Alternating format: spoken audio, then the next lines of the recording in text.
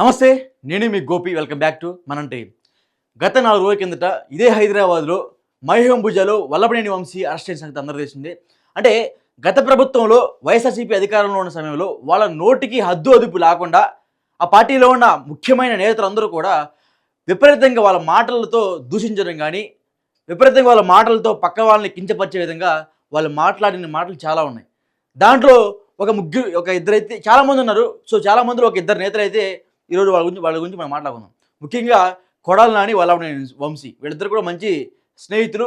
ఒకసారి వాళ్ళిద్దరూ మాట్లాడిన మాటలు అంటే గత ప్రభుత్వంలో వైఎస్ఆర్సీపీ అధికారంలో ఉన్న సమయంలో టీడీపీ పార్టీ మీద దుమ్మెత్తి పోసింది చంద్రబాబు గారిని, అదేవిధంగా నారా లోకేష్ గారిని ఇద్దరు దుమ్మెత్తి పోసిన ఒక ఆడియో కాల్ ఉంది. ఆడియో కాల్ వీడియో కాలే, బట్ క్లిప్ ఉంది. ఆ క్లిప్ చూడండి ఒకసారి. వచ్చేలేదు సచ్చేలేదు వస్తే చెయ్యి టచ్చేస్తూ నన్ను చేస్తా, వంశీ చేస్తా, ద్వారమణి చేస్తా, అంబటి రాంబాబు చేస్తా, జగన్మోహన్ రెడ్డి గారిని చేస్తా, ఎవరు చేస్తావు చేయరా ఒక్కని టచ్ చేస్తూ ఉండే పద్నాలుగు వచ్చి వదిలిపెట్టిన ఏం చేస్తారా? ఒక్కని టచ్ చేయి, నీకు దమ్ముంటే నువ్వు మగాడే టచ్ చేస్తాడు. ఒకరిని టచ్ చేశాడు, జైలు కూడా వేశారు. సో ఈ టచ్ చేసిన అయితే మాట్లాడు కదా, అది మనం లాస్ట్లో మాట్లాడుకుందాం. ఇంకోటి రండి, ఇప్పుడు వంశీ మాట్లాడింది ఒకసారి. అధికారంలో లేనప్పుడు ఈ చంద్రబాబు ఏం పీగుతాడు? ఉడకబెట్టిన నాగడదంప, ఉత్తి కొట్ట ఊరేగింపు, ఇవన్నీ ఉడతూపులు, ఈ తాటాయి సప్పుళ్ళు. ఈ లోకేష్ నాడు కొత్తగా ఫీల్డ్ లోకి వచ్చాడు. ఈ మాట డైలాగులకి ఎవడన్నా భయపడతాడా? ఎవడన్నా భయపడతాడా? ఈ బాబుకే భయపడినాడు, మళ్ళీ ఈడికి భయపడతారా? ఈడు ఒకడికే ఉందా మేసం? ఎవడికి ఏదైతే ఇప్పుడు వల్లభనేని వంశీ, కొడాలి నాని గతంలో మాట్లాడిన మాటలు ఇవి రెండు కూడా. సో తాటాకి చెప్పుళ్ళు, ఉడత ఊపుళ్ళు, ఉడికిన బంగాళదుంప అని వంశీ మాట్లాడడం జరిగింది. మేసలేని మగవాడు కూడా వచ్చి మాట్లాడుతున్నాడు. రాజకీయాల్లోకి కొత్తగా వచ్చి జూనియర్ కూడా ఇప్పుడు నన్ను అనే స్థాయికి వెళ్ళిపోయాడు అన్నట్టుగా అయితే వంశీ మాట్లాడడం జరిగింది. సో ఈ రెండు మనం కంపేర్ చేసుకుంటే గత ప్రభుత్వంలో హయాలు ఉన్నప్పుడు నోటికి హద్దు అదుపు లేకుండా మాట్లాడిన మాటలు ఇవి. సో ఈ ప్రభుత్వం అధికారంలోకి వచ్చిన తర్వాత వల్లభనేని వంశీ చేసిన అక్రమాలు, అన్యాయాలు మొత్తం బయటపెట్టింది. ఒక ఎస్సీ ఎస్టీ కుటుంబానికి ప్రభుత్వం అండగా ఉన్నట్టుగా అయితే ఈరోజు మనకు కనపడింది. సో ఆ ప్రభుత్వం అండగా ఉన్న నేపథ్యంలోనే వంశీని ఆ కేసులో అరెస్ట్ చేసి ప్రస్తుతంగా అయితే రిమాండ్ ఖైదీగా అయితే జైల్లో ఉన్నారు. ఈరోజు వల్లభనేని వంశీని పరామర్శించడానికి వైఎస్ జగన్మోహన్ రెడ్డి జైలుకి వచ్చారు. జైలుకి వచ్చేసరికి ఏమన్నా మాట్లాడుతున్నారా? జైలుకి వచ్చి వచ్చిన టాపిక్ మేము మాట్లాడకుండా ఏదేదో మాట్లాడేస్తున్నారు. వచ్చిన టాపిక్ మేము మాట్లాడేటట్లా సత్యవర్ధను ఈ కేసు ఎందుకు పెట్టారు, టీడీపీ పార్టీ మీద రాళ్ల దాడి, ధ్వంసం కేసుల గురించి మాట్లాడట్లా, ఇవన్నీ మాట్లాడట్లా, వేరే మొత్తం ఏవో తోగు వస్తున్నారు. నెక్స్ట్ టార్గెట్ కొడాలి నానియే, నెక్స్ట్ టార్గెట్ దేవినేని అవినాష్, శంకర్రావు, ఒక ఇద్దరు ముగ్గురు పేర్లు చెప్తున్నారు. అంటే గత ప్రభుత్వంలో ఎవరైతే నోరు హద్దు అదుపు లేకుండా మాట్లాడే నేతలు వీళ్ళందరూ కూడా మరలా ఇప్పుడు వాళ్ళని వెనకేసుకొస్తున్నారు. జైలుకి వెళ్ళింది ఎందుకు? పరామర్శించడానికి. క్లియర్ కట్గా మన కేసు కనబడుతుంది అక్కడ. ఆ SC ST case, atrocity case clear కట్గా మనకు కనబడుతుంది. ఒక దిక్కుమాల విషయం ఏంటంటే గత ప్రభుత్వం హయాంలో ఉన్నప్పుడు ఎస్సీ ఎస్టీ అట్రాసిటీ కేసులు ఎస్సీ వాళ్ళ మీద పెట్టారు. అదేవిధంగా మీకు ఎస్సీ ఎస్టీ కేసులు ఎస్సీ వాళ్ళ మీద పెట్టారు. భారతదేశంలో ఎక్కడా లేదు ఇది. ఒక ఆంధ్రప్రదేశ్లోని గత ప్రభుత్వంలో జరిగింది. సో అప్పుడు ప్రభుత్వ యంత్రాంగం మొత్తం కూడా అధికారుల చేతిలో ఉంది. ప్రభుత్వ యంత్రాంగం మొత్తం కూడా రాజకీయాల చేతిలో ఉన్నాయి. సో అందుకనే అట్లా ఎవడు మీద పడితే వాడి మీద ఫాల్స్ కేసులు, అవినీతి కేసులు, అర్థం పర్థం లేని కేసులు, సోషల్ మీడియాలో పోస్ట్ పెట్టిన లోపలేయటం, గత ప్రభుత్వంలో జరిగిన అరాచకాలు, అన్యాయాలకి ఇప్పుడు వచ్చిన కూటమి ప్రభుత్వం అడ్డుకట్ట వేస్తుంది. అదేవిధంగా మరలా ఈరోజు ప్రెస్ మీట్లో ఏం చెప్తున్నారంటే, ఇప్పుడు టార్గెట్ అయిపోయింది కదా, కొడాలి నాని అయిపోయింది, ఇప్పుడు నెక్స్ట్ అవినాష్ జాగ్రత్తగా ఉండని అవినాష్కి హెచ్చరిస్తున్నాడు. ఆయన నవ్వుకుంటున్నాడు, అబ్బో జగన్ నోటి నుంచి నా పేరు వచ్చిందని ఆయన సంతోషం వ్యక్తం చేస్తున్నారు. గతంలో లండన్ నుంచి రాగానే, అంటే జనవరి సంక్రాంతి పండుగ అయిపోగానే నీ జనాల్లోకి వెళ్తా అన్నారు. జనాల్లోకి వెళ్ళట్లా, జైలుకి వెళ్తున్నారు పరామర్శించి రావడానికి. జనాల్లోకి వెళ్ళి నీ జనాల్లో మళ్ళీ పాదయాత్ర చేస్తాను, జనంలో మళ్ళీ కలుస్తానన్నారు. జనాల్లోకి వెళ్ళట్లా, జైలుకి వెళ్ళి వస్తున్నారు. మన నందిగామ సురేష్, ఇవాళ వంశీ, మొన్న ఎవరో ఇంకొక అతను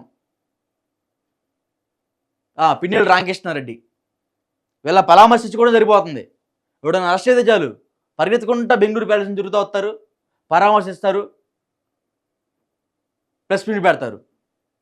మొట్టమొదటిసారి విజయవాడలో జర్నలిస్టు సమక్షంలో ప్రెస్ మీట్ పెట్టారు.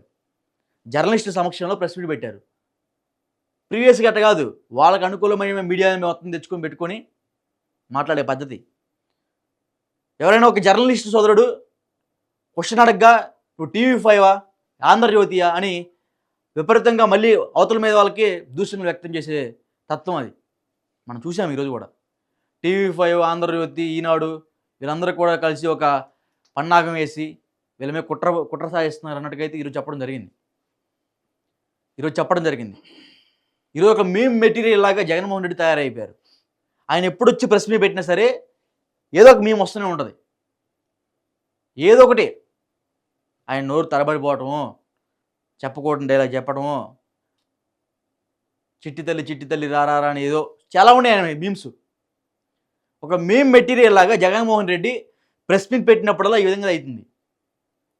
అంటే ఒకటి వచ్చిన సందర్భం మాట్లాడకుండా వేరు మాట్లాడటం జరిగింది.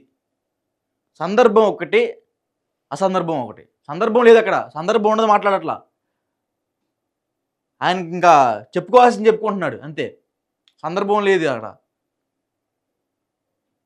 ఇంకొకటి వచ్చేసరికి లాస్ట్లో అయిపోయిన తర్వాత ఒక ప్రముఖమైన ఛానల్ కొడాలి నాని ఇంటర్వ్యూ చేస్తుండగా, ఏం సార్ గతంలో మీరు అసలు ఎగబడేవాళ్ళు, ఎప్పుడు చూసినా సరే మీడియాలో కనబడుతూ ఉండేవాళ్ళు, దురుసుగా మాట్లాడుతూ ఉండేవారు, అసలు ఏం సడన్గా కనపడట్లేదంటే, ఏం చేస్తాం, అధికారం పోయింది మాట్లాడలేకపోతున్నాం అన్నాడు.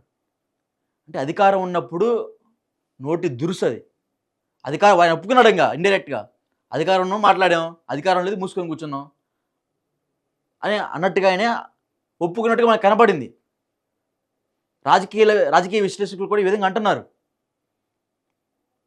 అదేవిధంగా మళ్ళీ లాస్ట్లో కూడా నీ దగ్గర మైక్ ఉంది, జాబ్ పోతే మళ్ళీ ఆ మైక్ పెట్టుకుని నువ్వు మాట్లాడగలవు అని అంటం జరిగింది.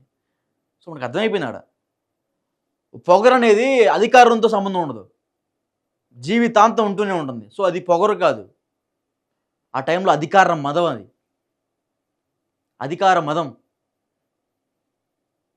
ఏంటి సార్ కనబడట్లేదంటే ఇంటి అడ్రస్ చెప్పవచ్చు కనబడతా అన్నట్టుగా అయితే వ్యంగ్యంగా ఒక జర్నలిస్ట్ సోదరితో మాట్లాడుతున్నాడు.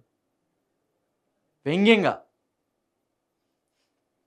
ఖచ్చితంగా వాళ్ళు తలుచుకుంటే కేసుకు పెట్టవచ్చు. ఎంత చక్కగా ఏంటి సార్ మీరు కనబడట్లేదు మీడియాలో అని ఒక జర్నలిస్ట్ సోదరి వెళ్ళి అడగగా నీ ఇంటి అడ్రస్ చెప్పు వచ్చేస్తా అంటున్నాడు. సో అది ఇప్పటికి కూడా వాళ్ళ తత్వం మారలేదు. నోటు హద్దు అదుపైతే కొంచెం తగ్గిందని మనం అనుకోవచ్చు. గత ప్రభుత్వంలో ఉన్న మాట దురుసు కన్నా ఇప్పుడు కొంచెం తగ్గింది. ఇప్పుడు ఏదైతే ఈ చెప్తున్నారు కదా, ఏం పీకుతారో పీక్కుంటున్నారు అన్నారు కదా, పీక్కోమన్నారు అప్పట్లో, పీకుతారు మెల్లమెల్లగా అందరూ పీకుతారని చాలామంది చెప్తున్నారు. రాజకీయ విశ్లేషకులు అందరూ కూడా అప్పుడు వాళ్ళు టైం బాగుంది కాబట్టి ఏది పడితే అలా మాట్లాడారు. ఇప్పుడు టైం బాగాలేదు కాబట్టి కర్మ ఫలితం అనుభవిస్తున్నారు అని చెప్తున్నారు. సో ఇది ఈరోజు వైఎస్ జగన్మోహన్ రెడ్డి గారు వచ్చి ఆయన పరామర్శిస్తే బయటకు వచ్చిన తర్వాత వేరేది మొత్తం కాంట్రవర్సీ మొత్తం లేపారు, మళ్ళీ గబ్బు లేపారు. సంబంధం లేకుండా మాట్లాడారు, సంబంధం లేదు వచ్చిన దానికి పోయిన దానికి. సో అది ఈరోజు జరిగిన ఏదైతే మీటింగ్, వైఎస్ జగన్మోహన్ రెడ్డి గారు చేసిన మీటింగ్ ఏదైతుందో ఆ జైలు దగ్గర, ఆ మీటింగ్ మీద మీ అభిప్రాయం కింద కామెంట్ రూపంలో ఖచ్చితంగా తెలియజేయండి.